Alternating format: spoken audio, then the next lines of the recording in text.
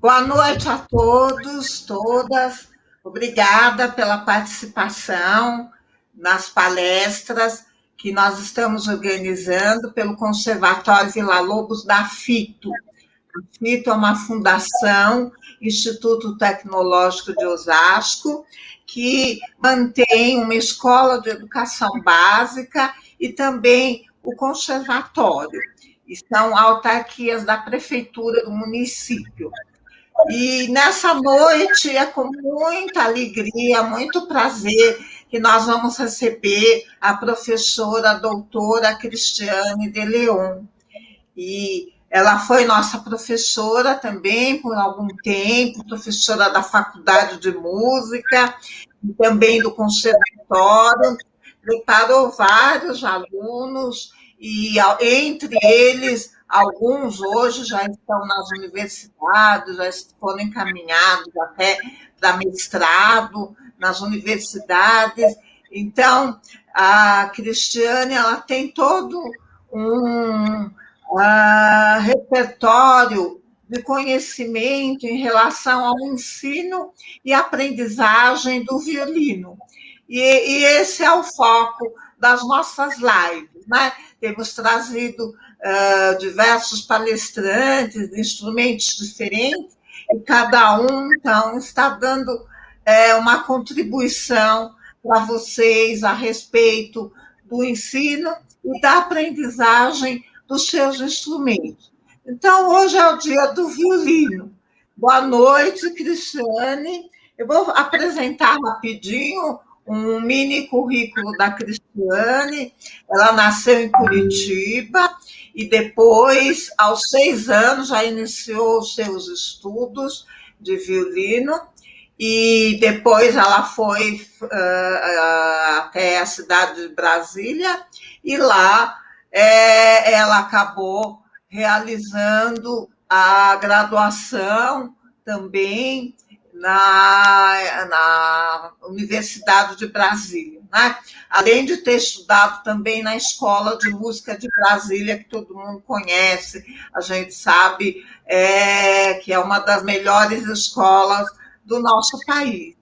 E depois ela foi para os Estados Unidos, na Universidade de Pittsburgh, e lá ela fez o mestrado e também se especializou em performance, né, do violino.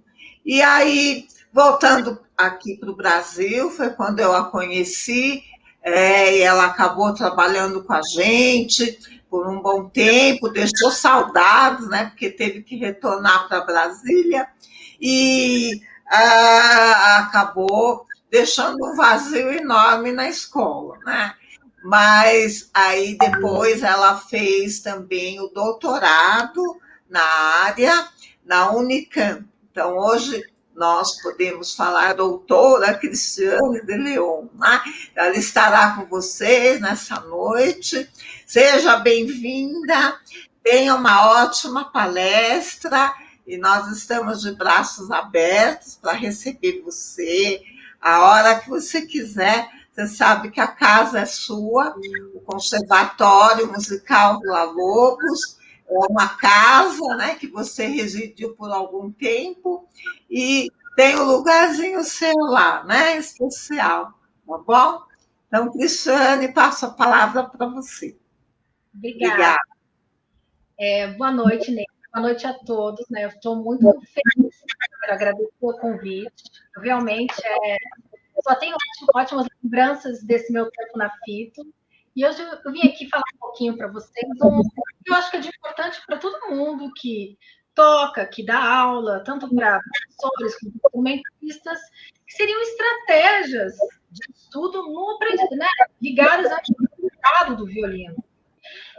Essa busca por estratégias de estudo ligado ao aprendizado do violino, isso tem sido uma busca constante minha como instrumentista, primeiramente, né, quando eu fui fazer os meus estudos fora do Brasil, né, que eu me deparei com um curso de performance, que a gente precisava preparar um repertório imenso em pouco tempo, e que o jeito que eu estava estudando não era suficiente para conseguir fazer tudo, né? Eu fiz 2 cursos, tanto o Artes Diploma, que é uma pós-graduação, quanto o mestrado.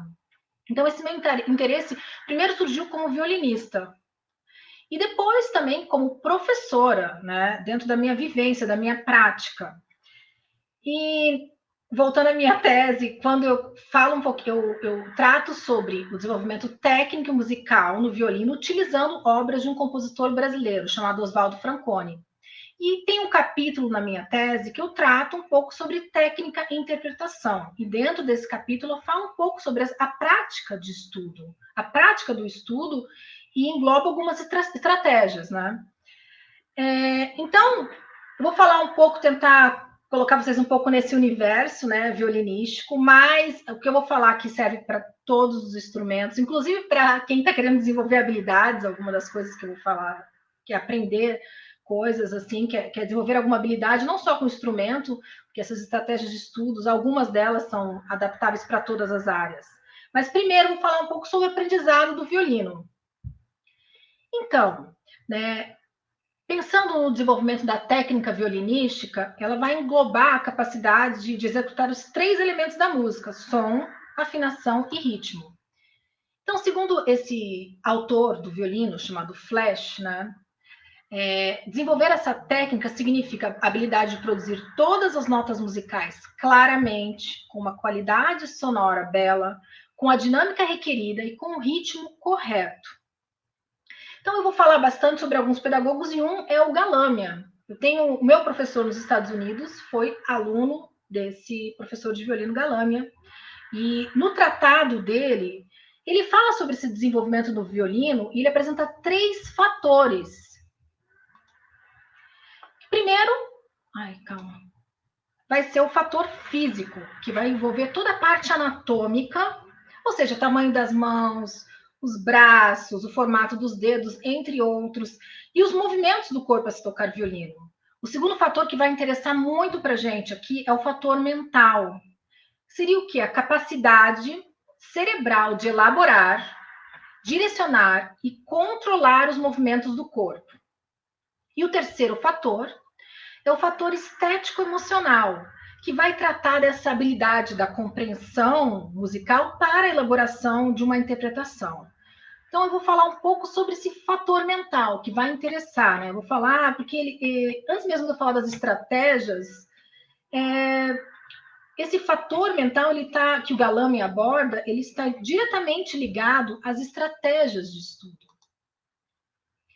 Então, o treinamento motor para o desenvolvimento do técnico violinístico necessita de um direcionamento mental para a preparação e supervisão dos movimentos a serem trabalhados. Então, a resposta do corpo, ou seja, nossas ações musculares ao comando mental, vai ser um ponto primordial para a construção técnica do violinista, técnica e musical. Então, por esse motivo que a gente tem que encontrar meios, né, para criar essa relação, estreitar essa relação entre cérebro e músculos, né? Então, o processo de aprendizado das habilidades motoras, ações musculares conscientemente aprimoradas, que são internalizadas na forma de movimentos automatizados, é de ordem psicológica. E não força ou destreza muscular, como há muito se entendera por técnica instrumental. Porque a gente às vezes associa muito a técnica a somente o motor, sem o pensamento, sem a gente pensar na parte cognitiva. Então, muitos pedagogos do violino, eles vão se preocupar, né? Eles vão se preocupar com esse fator mental e vão trazer à luz, né? Durante o estudo do instrumento, né? E até mesmo o Galâmia, com quem eu comecei a falar um pouco dele, ele fala ele fala de uma estratégia, por exemplo, de você estudar escalas com variações de arco, ritmos diferentes, acentos intercalados. Então, isso tudo, essas variações, elas vão poder ser estudadas individualmente ou misturadas entre si. Elas são uma estratégia para trabalhar essa relação mental e física, que ele vai chamar de correlação. Então, é importante o aprimoramento dessa correlação. Quando a gente fala correlação, está falando do mental junto com o físico, que vai fornecer a chave para o domínio técnico e o controle técnico. E não como a gente acreditou, como se acreditava antigamente, que o treinamento é somente a construção da musculatura. Então, nessa perspectiva, eu vou apresentar outros autores que também estão preocupados. Um é o Auer, que ele fala que o fator mental é o ponto principal no aprendizado do violino.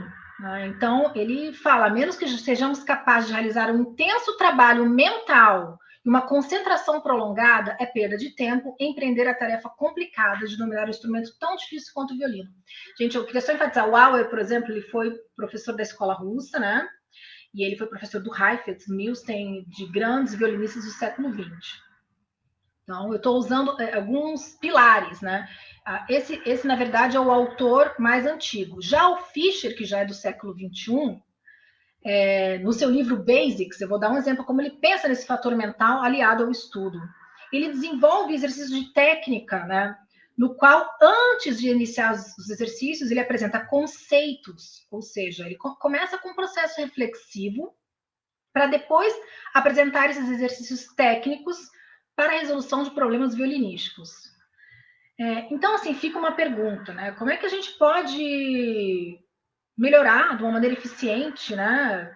Tecnicamente, estudando, e como é que a gente pode melhorar de uma maneira natural e eficiente no violino ou em qualquer outro instrumento musical? É claro, é por meio de um estudo direcionado. Só que a gente tem que pensar que cada área, né, cada habilidade musical, ela vai trazer problemas peculiares no que se refere ao treinamento, e ela tem uma longa tradição. Por exemplo, no caso do violino, eu sei que no piano também existem milhares de métodos, de técnicas específicas. É tanto método que a gente não sabe nem o que fazer. É muito, muito, muito método. Então, eu vou dar um exemplo. Por exemplo, Otakar Ševčík. Ele é uma enciclopédia técnica violinística. Então, os seus exercícios, eles vão abranger, assim, vai ser um método só para mudança de posição, um método para técnica de arco, um método para escala, um método para cordas duplas. Mas a gente tem que tomar um pouco de cuidado. Assim, na verdade, o conteúdo desses métodos deles são ótimos. A gente tem que tomar um pouco cuidado como estudar esse tipo de método estritamente técnico, né?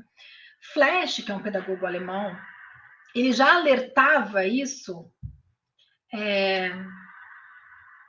desse tipo de estudo, desses métodos muito técnicos. Eu vou até aqui parafrasear. A conveniência sedutora de um extrato pré-fabricado que garante o sucesso é capaz de criar a crença no aluno de que ele não precisa se preocupar em aprofundar o assunto, que ele pode ficar satisfeito com a conclusão de sua cota diária de estudo sem ter que pensar. Então, assim, essa coisa do automático, existe sim um motor, mas o automático que a gente não precisa pensar, ele não vai funcionar. Então, às vezes, esses métodos realmente são muito sedutores. Eu vou estudar esse método, então eu vou aprender. Não é bem assim. É como você estuda. Então, até o Flesch, ele começa a falar isso há quase 100 anos atrás, uma coisa que é muito utilizada hoje, que a gente chama de técnica aplicada, né? Que vai abranger o aprendizado e aperfeiçoamento da técnica violística por meio do repertório. Né? Então, esse autor ele vai enfatizar que a técnica aplicada nas músicas ela vai ser um elemento para melhorar o estudo e torná-lo mais eficiente. Então, sobre o estudo do instrumento, eu escolhi alguns pontos para falar aqui para vocês que servem para todos os instrumentistas, a maioria deles. Né? Eu acho que um ponto ou outro específico que vai ser relacionado a instrumentos de cordas. São conteúdos, né, ligados a autores da pedagogia do violino, da educação musical, da performance musical, da psicologia cognitiva voltada para o aprendizado, entre outros. Então, assim, iniciando um pouco já nessa jornada do estudo, né, desenvolver esse hábito de estudar, ele vai ser essencial para a melhora em qualquer instrumento musical. Isso que muita gente faz, né? Um hábito, né? Como professora, eu falo isso, de estudar um dia antes da prova, né? Não vai funcionar para aprender um instrumento musical, né? E, na verdade, nenhuma habilidade performática, né? É necessário treinar, né? E treinar muito. Mas, assim, se a gente vê diversos autores preocupados, né? Que eles vão refletir essa preocupação com a aquisição das habilidades durante o estudo do instrumento. E muitos vão corroborar com a ideia de que o tempo de estudo que uma pessoa gasta em uma atividade seria uma maneira de prever o seu nível de habilidade e expertise. Então, vamos ver, para qualquer habilidade complexa, como escrever, fazer um programa de computador, jogar xadrez, tocar um instrumento musical, graus moderados de habilidade são alcançados para aqueles que lhes dedicam centenas de horas. Para ser verdadeiramente um expert, milhares de horas são necessárias. Aí você fala assim, existe uma regra de 10 mil horas? Não é regra, né? Um estudo, uma média, que em 10 mil horas, você estudando, você vai ser um expert. Né? Mas fizeram uma teste com pianistas, enfim. Só que foi um pouco refutada isso, porque, na verdade, não foi nem refutado. O que foi refutado é que, sim, não são 10 mil horas. Não é só a quantidade de horas, é como a gente estuda. Então, na verdade, também 10 mil horas para mim pode ser 6 para o meu colega. Tudo depende do como você aprende, quanto você consegue otimizar esse aprendizado. Então, claro, isso foi uma média, né? No estudo das 10 mil horas. Então, é bom saber que não é qualquer tipo de estudo, né? Calma aí. Vai ser um estudo focado, que tem objetivos e que busca constantemente solucionar problemas. Então, lembrando que estudar vai ser o quê? Ensinar você mesmo, sendo que você é o estudante e o professor ao mesmo tempo. E, sem dúvida, o sucesso desse estudo, né, o sucesso do seu desenvolvimento no instrumento musical vai depender de como você estuda.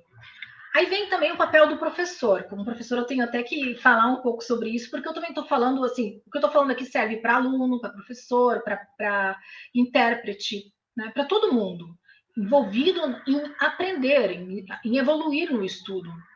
Então, o professor ele é importante para guiar o aluno nessa busca, né, para um estudo mais eficiente.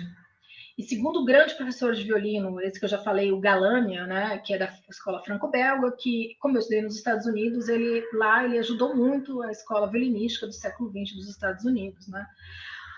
O objetivo de quem ensina, na verdade, né, ele até fala desse jeito no tratado dele, é fazer com que seus alunos sejam autossuficientes. Isso quer dizer, aprendam a aprender. Então, a primeira coisa que eu queria destacar é que é necessário, né, manter uma regularidade no estudo.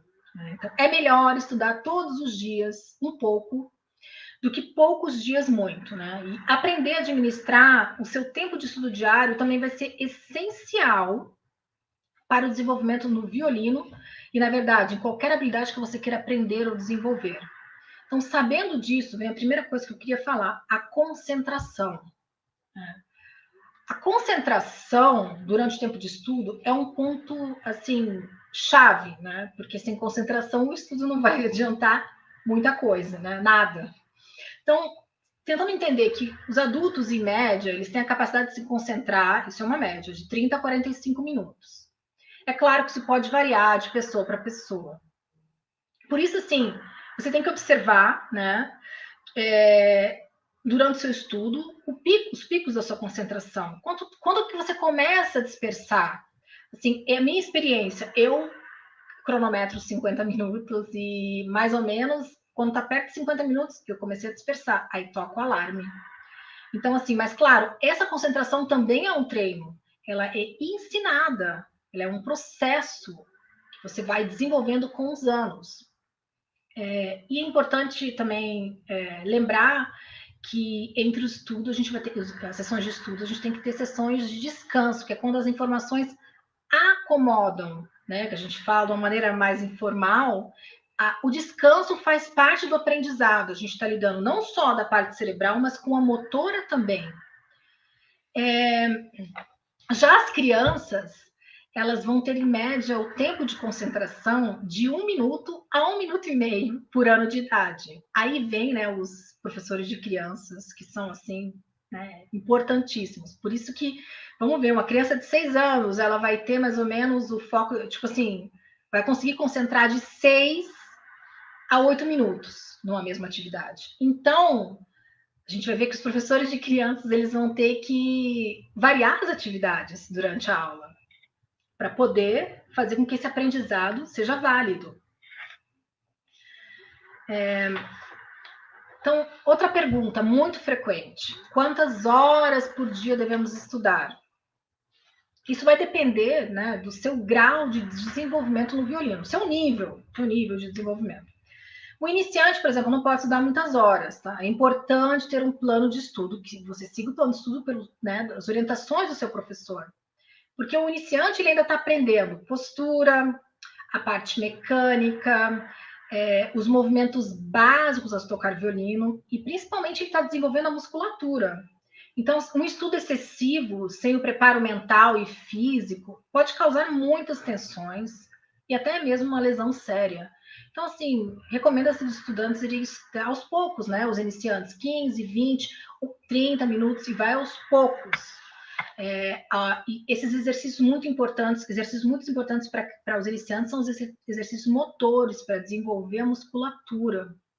Então, é muito importante que isso e tenha um plano para isso. Porque também estudar muitas horas sem saber o que está fazendo e, na verdade, aprendendo errado é pior, é melhor não estudar. Eu fico mais preocupada mesmo com a periodicidade do iniciante, porque ele está preparando o corpo e a musculatura para tocar.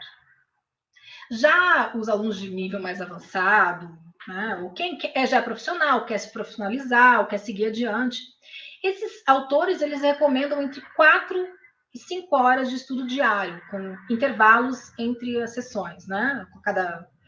Então, para você ter, por exemplo, 4 horas de estudo, você vai precisar mais ou menos ter 6 horas disponíveis, né?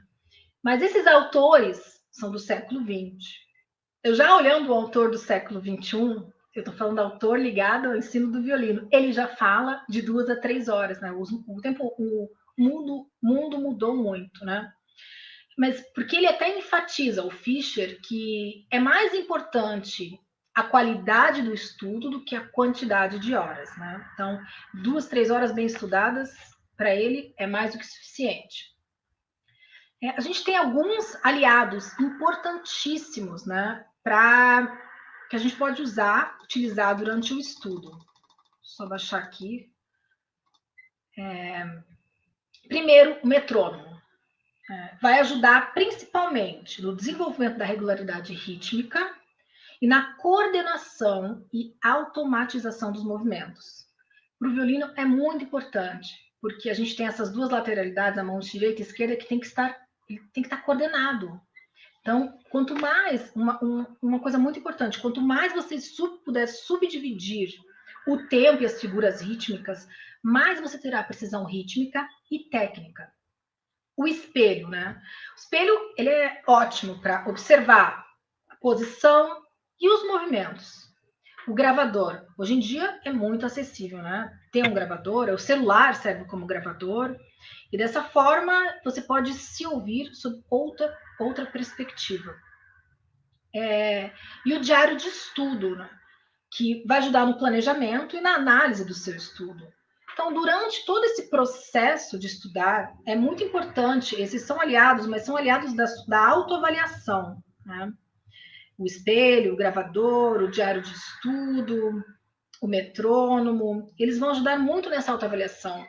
E essa autoavaliação durante o estudo, ela é muito importante, essa autoavaliação durante o estudo, porque ela vai definir o seu progresso. Então, ela tem que ser estimulada pelo professor durante as aulas, né? A autoavaliação e a autoobservação. Então, juntamente com esses aliados, né, a gente pode desenvolver alguns hábitos para melhorar nosso rendimento no estudo. Aí eu já estou começando a falar de uns hábitos. Esse eu acho muito bom, tá? Estudar a partitura sem o instrumento. O que vai incluir isso? Inclui solfejo rítmico, solfejo melódico, pesquisar sobre o compositor, a obra, a época, análise da partitura de acordo com o nível de cada aluno. Muitas vezes os alunos falam assim, professor, eu não sei analisar harmonicamente. Então, analisa o que você consegue, onde é que estão as dinâmicas, onde começa, onde termina a frase. A gente vai ter aqui padrões, né, escalas, arpejos. Você pode analisar também elementos técnicos que vão te ajudar. Isso tudo sem um instrumento. No nível mais avançado, você consegue estabelecer arcadas e dedilhados, né? Tudo sem pegar o instrumento, somente com a partitura. Existe também ensaio mental, que é Você pode passar a peça inteira mentalmente, e a performance mesmo mentalmente. Então, esse realmente, a parte do seu instrumento, também é um hábito que pode ser estimulado desde o princípio. O solfejo é um desses, né? Segundo, durante o estudo, detectar os tipos de erros que você tem tendência, né, a repetir e manter a sua atenção direcionando o seu estudo para não fazê-los. Gente, parece muito óbvio isso, mas é muito comum. Tem aquele trecho lá no meio, e aí eu estou sempre tendo um problema naquele trecho do meio, aí eu começo sempre do começo da peça. Eu tenho que ir direto para o meu problema. Né? Eu vou falar um pouco mais sobre essa estratégia, mas assim, isso já é um hábito. Vou detectar onde estão os meus problemas. E muitas vezes os problemas eles não são ligados a aspectos técnicos. Tem problemas, por exemplo, eu tendo a correr uma parte. Você tem que manter o seu foco para não correr essa parte. Não é que você vai ter que ficar estudando para não correr. Então, tem algumas coisas que são de distração. Então, isso você pode trabalhar durante o seu estudo, durante o estudo mesmo. Né? A autoobservação, como eu já falei, né? O espelho vai ajudar muito essa autoobservação. Sempre treinar a se escutar, né? Assim, com atenção. Isso é um treino, é prática. E a gravação, né, se gravar, ela realmente ela é ótima para avaliar o que funcionou e detectar falhas ou erros que você ainda não escutou. Eu aconselho, não precisa gravar todo dia, de 3 em 3 dias, você vai ver o seu progresso, vai ver o que você consegue até mensurar, de certa forma, o seu progresso com a gravação. Você tendo uma certa periodicidade gravando, tipo uma vez por semana, uma vez a cada 3 dias. E muitas vezes a gente não consegue prestar atenção em tudo quando está estudando. Quando a gente está desenvolvendo tecnicamente ou focando num problema específico, às vezes você está fazendo outra coisa que não deveria estar fazendo. Então, a gravação ajuda, sim. Ela é um hábito de estudo bom. E utilizar o diário de estudo, eu já falei como aliado, né? Ele vai ajudar no planejamento e na avaliação dos resultados obtidos. Inclusive, eu sou o tipo de professora que anota na aula, né? Durante a aula eu anoto no caderno dos alunos, mas eu até acho que a pessoa no diário de estudo, quem tem aula, deveria escrever mesmo no caderno. O que ela aprendeu nessa aula?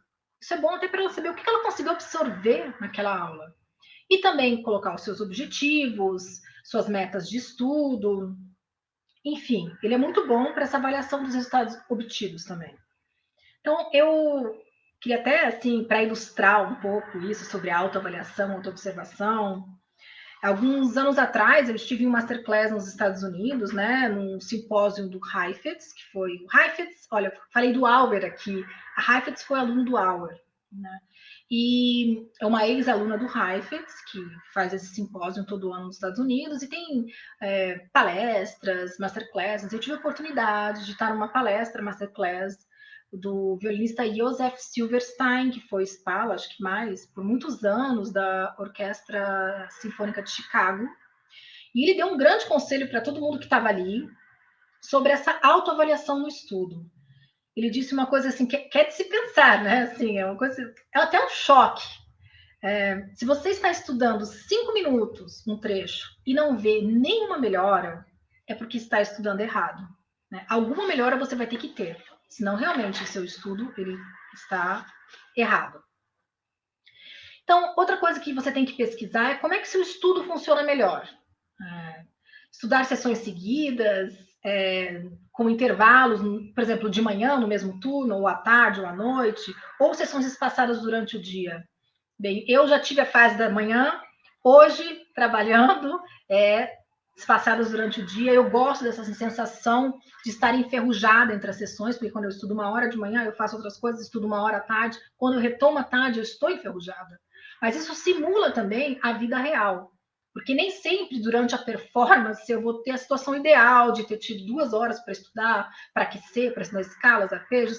Então, isso também força o meu cérebro e me força a aumentar a minha concentração nessas horas que eu estou enferrujada no estudo. Mas eu sei que isso tudo depende da sua disponibilidade de tempo, né? A gente pode pensar ainda em mais 3 pontos, é muita coisa, né? Se você só estudar, não, tem tanta coisa que tem que ser pensada e planejada que pode ajudar para melhorar o seu estudo. Então, a gente pode pensar em 3 pontos, né, para ajudar ainda mais na rotina do seu estudo, que são coisas simples, mas que fazem diferença. Primeiro, priorizar nas suas atividades diárias o estudo do instrumento. Tá? Assim, parece meio óbvio, mas não só quando sobrar o tempo, tem a prioridade. É isso, é assim que eu vou fazer, eu vou me planejar. Segundo, tentar estudar descansado. Eu sei que nem sempre, como a gente está falando que o estudo, além de físico, ele tem muito mental, a gente precisa estar com a mente descansada, mas eu sei que nem sempre é possível. Isso, né, é o ideal. E o terceiro, que eu acho muito, muito importante, é planejar o seu estudo semanal e tentar cumprir esse planejamento. Né? Escreve, planeja, vê o que funcionou, o que não funcionou e muda de plano. Isso faz parte de um estudo eficiente. Você mudar de plano quando necessário. Então, agora eu vou falar um pouco sobre algumas estratégias para melhorar o estudo. Né? Agora, realmente, vou entrar nas estratégias. Já falei algumas aqui, né? Mas eu vou entrar diretamente. Saber o que estudar e o porquê.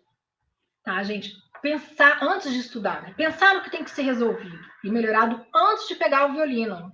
Né? A pressa é tanta, a gente pega o violino e começa, né? Começa. Então, e começa de qualquer jeito. Né? Assim, pensar muito. Para você estudar bem, né, você, assim, a verdade, você tem que entender princípios básicos violinísticos, como aplicá-los nas técnicas de estudo e as diversas formas de estudar, aprendendo a selecionar o que melhor se encaixa para você. Eu sei que isso é muita coisa, né? Então, na verdade, isso é experimentar e testar, né? Claro, o professor ele tem esse papel de ajudar muito nessa fase.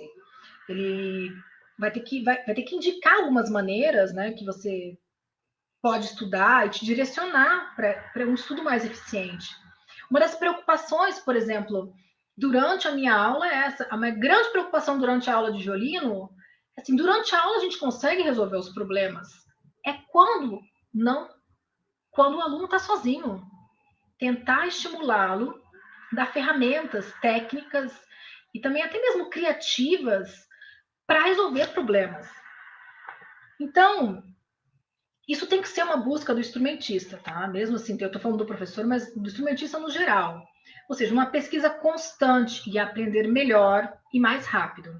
Até porque no aprendizado do instrumento musical, a gente está a maior parte do tempo sozinho. Nós estamos sozinhos e temos que fazer muitas escolhas durante o estudo.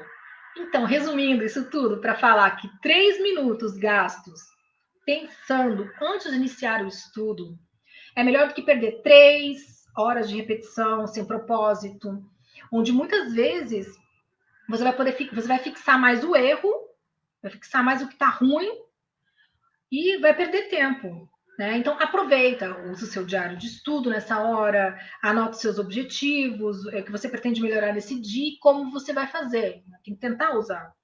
Outra estratégia, organizar o tempo de estudo. Né? Você tem que planejar, né, o seu tempo de estudo de acordo com o material que você pretende trabalhar. Você tem que pensar no objetivo final. Às vezes é uma aula, uma audição, uma prova, um recital. E então, independente do seu nível, né? Assim, esse aqui tem essas estratégias, muitas delas estão no livro do Robert Garry, de um autor que trata sobre, né, estratégias para melhorar o estudo. Já tem até a tradução para português, é até interessante. Quem depois estiver interessado, eu posso passar as bibliografias. E ele fala que tem 5 categorias de estudo, né? Então, para você se organizar ainda melhor. A primeira categoria seria aprender material novo. Por exemplo, você está estudando uma peça nova, uma técnica nova, um estudo ou parte de orquestra. A segunda é melhorar ou trabalhar uma técnica específica. Por exemplo, eu já vibro, tá? Mas meu vibrato é tenso, eu não consigo controlar. Então, eu vou ter que trabalhar para melhorar esse vibrato. Então, eu vou ter essa parte do meu estudo que eu já estou desenvolvendo ainda essa parte técnica. Manter e consolidar repertório e técnica. Então, essa categoria, eu acho ela muito importante. Quando você fala em manter, geralmente para audições, para concursos de prova, você tem que manter um repertório. Então, isso já é um pouco para um nível mais avançado. Mas nessa categoria vai se encaixar uma coisa muito importante, que é a manutenção técnica. Tá? Assim, a gente tem que sempre voltar para a base. para a técnica básica, tá? E continuar pesquisando. Na quarta categoria, ela é se preparar para um concerto, concurso, recital, eu coloquei só concerto, mas... Então, nessa categoria, você precisa entender um pouco, dividir quanto tempo de estudo você precisa para estar pronto para essa apresentação, né? Será que essa peça já está adequada para o meu nível? Ou para uma performance daqui a determinado tempo? Por exemplo, daqui a um mês eu tenho uma performance, eu vou tocar um concerto. Então, eu acabei de pegar essa peça, daqui a 2 semanas eu já tenho que ter uma ideia, eu tenho que conseguir tocar pelo menos do início ao fim, eu tenho que estar começando a treinar minha performance antes, não um dia antes, pelo menos umas 2 semanas antes da performance em si. O ideal até é fazer, quando a gente tem uma performance, uma apresentação muito importante, fazer outras apresentações antes, né? Fazer outros recitais antes, para se preparar melhor para uma coisa muito importante. Sem falar também na preparação que a gente tem que ter, além da preparação física, preparação emocional, né? Para qualquer tipo de apresentação pública. E a última categoria, revisar músicas já estudadas para uma nova interpretação ou para você melhorá-las ainda mais. Nem todas essas categorias, né, essa organização do tempo de estudo, elas vão se aplicar ao seu caso, até o meu caso agora. Geralmente, os focos vai ser em uma ou duas, né, assim, dependendo do que você está fazendo, né. Um iniciante, por exemplo, vai estar aprendendo material novo, ou talvez revisando músicas já estudadas. Continuando as nossas estratégias, estudar devagar. Gente, existe uma frase muito dita entre os músicos, que é assim, estudar devagar e aprender rápido. Estudar devagar realmente é essencial para permitir que o cérebro envie corretamente os vários comandos aos músculos para a execução de uma passagem e também para avaliar o resultado. Galland, esse autor do violino, ele considerava uma boa maneira de estudar tocar a peça inteira, metade do tempo dela, né, na metade do tempo. Porque daí você tem tempo de pensar enquanto está tocando. Você pode controlar, planejar, controlar e avaliar enquanto está tocando. E assim depois você vai acelerando e vai ter essa sensação de que tem tempo para pensar, porque vai estar tudo bem estruturado. Então, Fischer, que é outro, esse já é um autor bem mais moderno, do século XXI, ele até fala quão lento você deve estudar, né? Segundo ele, depende da dificuldade da peça, do trecho.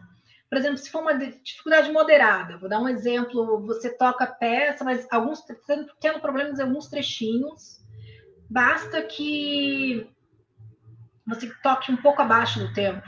Vamos supor que a peça é 80, você estuda 60 e já vai... Não precisa tocar tão lento, ou 70, 80 no metrônomo, eu estou falando, né? Se for uma peça mais complexa, segundo Fischer, pode-se estudar 1/4 do tempo, ou até mais devagar. Tá? E tem peças também que a gente está desenvolvendo tecnicamente, a gente está aprendendo técnica nessas peças e está desenvolvendo violinisticamente, ou por um instrumento. Então, realmente, às vezes, pode ser até mais lento, né? Menos do que 1/4 da velocidade. Outra estratégia, acelerar o tempo com o metrônomo, né? Essa é uma estratégia que ajuda muito na organização técnica e musical. Você vai acelerando com o metrônomo, né, a velocidade da frase, ou do trecho, ou até mesmo da peça inteira. Mas fica uma pergunta, quando é que eu mudo de uma velocidade para a velocidade seguinte? Né? Assim, isso é muito... Então, Fischer até fala, ó, tem 4 coisas que você tem que prestar atenção. Quando o dedo cai facilmente afinado. A segunda, quando todas as notas estão sendo tocadas claramente. Quando o ritmo de cada nota está preciso. E quando a passagem está fisicamente confortável e fácil de tocar. Né? Então, aí você vai para a próxima velocidade. Você pode acelerar de 3 em 3, de 4 em 4, intercalar numerações diferentes em dias. Enfim, o importante, tá, é construir o trecho para que ele fique tecnicamente confortável e fácil, e musicalmente natural para você. Outra coisa, assim, que muito importante é que o ideal é que você consiga tocar acima da velocidade da peça. Por exemplo, se a peça é 120 no metrônomo, que eu consiga tocar 130, até 135, eu tenho que me forçar a tocar mais rápido que eu consigo. Por quê? Para construir essa margem de segurança durante a performance. E para combinar aqui, né, não estudar somente devagar. Mas até que entra em contradição. Falei agora estudar devagar, acelerar com o metrônomo, mas estudar, cabe lembrar também que a música tocada devagar do tempo original, ela é uma música diferente. Então, a única maneira de entender a música e suas dificuldades técnicas e musicais é tocá-la no seu andamento, no tempo real. Então, logo no início do estudo de uma música, você tem que tentar testar tocar no andamento, tá? Para entender qual será a dificuldade da peça. Tá? Isso é muito importante. Eu estou falando de um nível um pouco mais alto, na escola de dedilhados e arcadas. Não significa que você vai pegar e já ficar tocando no andamento o tempo inteiro. Você tem que experimentar, né? Principalmente quando você já tem que escolher arcadas, dedilhados. Porque assim, quando você estudar lento e acelerar para chegar no tempo desejado, você não vai correr o risco de ter que mudar todas as arcadas e dedilhados e descobrir que seu estudo não adiantou muita coisa. Então, depois que você toca rápido, experimenta, né? Você estuda lento e em seguida você vai acelerando, pensando no que deve ser trabalhado para tocar rápido. Porque estudar lento, sem o planejamento que você vai chegar no rápido, não é um estudo efetivo. Você tem que saber qual vai ser o seu resultado final. Próximo. Vamos lá, mais outra estratégia.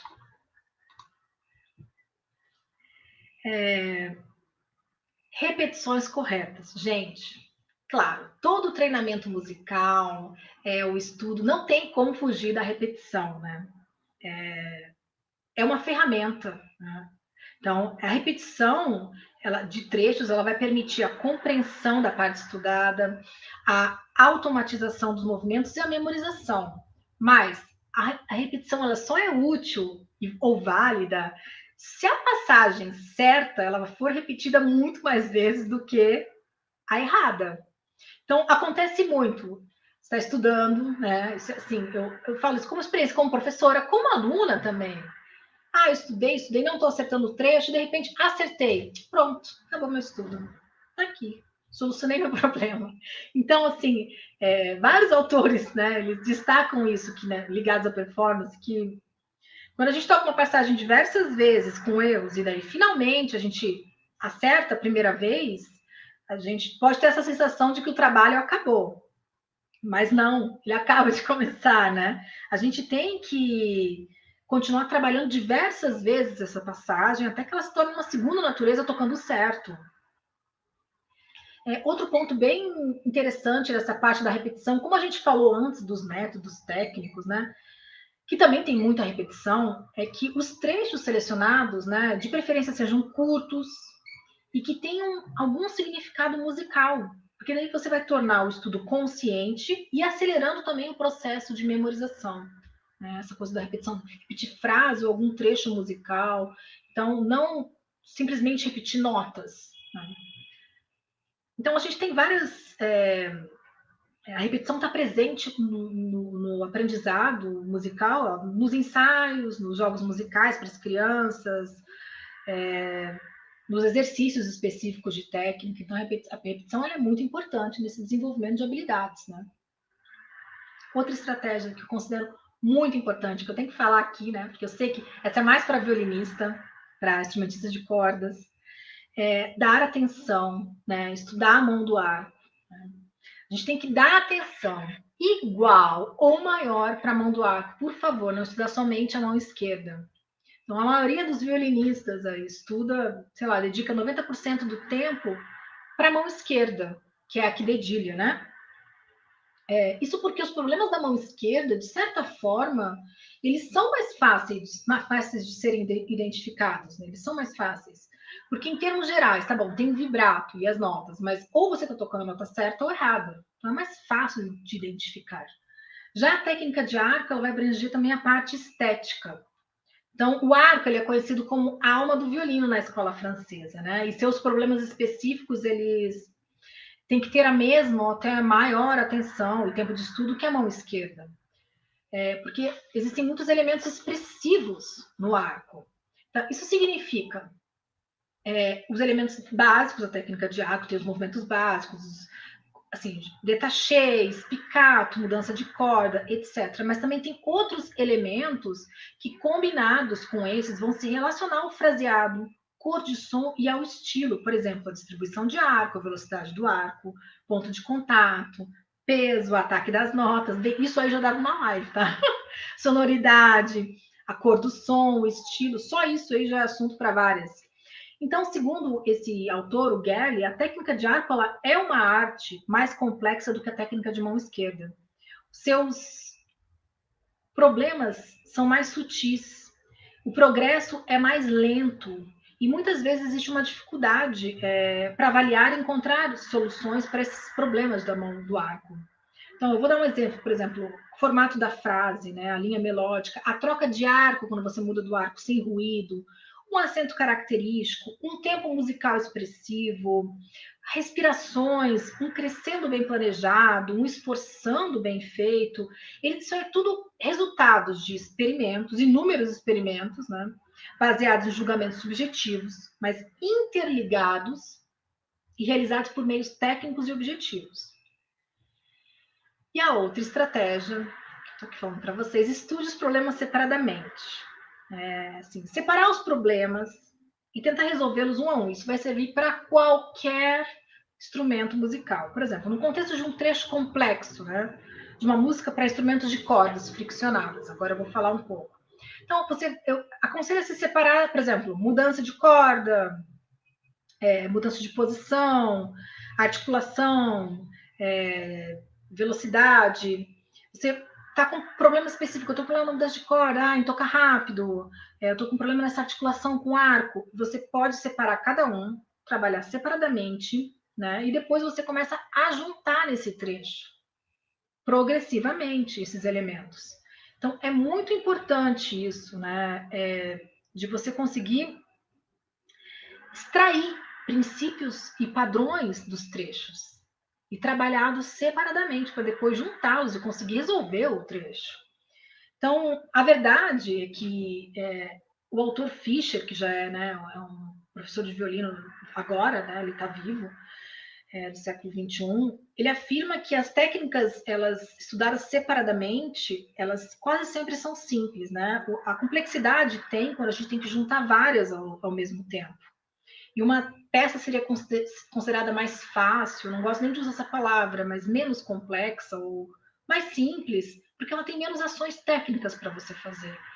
Uma peça considerada difícil ou mais complexa, porque ela tem várias, 10, 20 ações para você fazer ao mesmo tempo ou sucessivamente.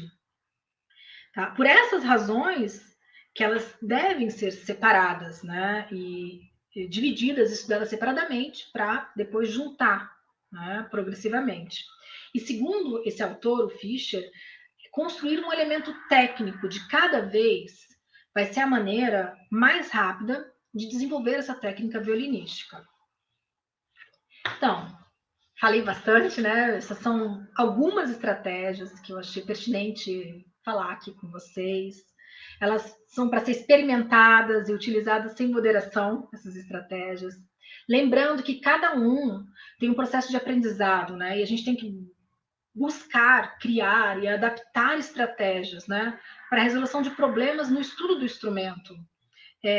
Tudo isso visando, né, um desenvolvimento técnico, eficiente, natural e musical. Então, agora, se vocês tiverem perguntas, colaborações, eu agradeço, né? Muito obrigada por vocês estarem aqui na live. Também queria agradecer de novo a Neide, né? Para mim, estou muito feliz de estar aqui, né? Podendo falar um pouquinho, trocar um pouco de experiência, compartilhar um pouco de informações. E muito obrigada. Eu desliguei porque estava tendo ruído, né? Então, nós não temos perguntas, mas só elogios aqui, né, nos comentários. E vocês estão vendo aí na bandeira, no banner, a professora Cristiane tem um canal no YouTube chamado Violino de Leon. Esse canal é junto com o esposo dela, que é o Pablo de Leon, que é nosso Spala aqui da Orquestra Sinfônica Municipal, né, de São Paulo.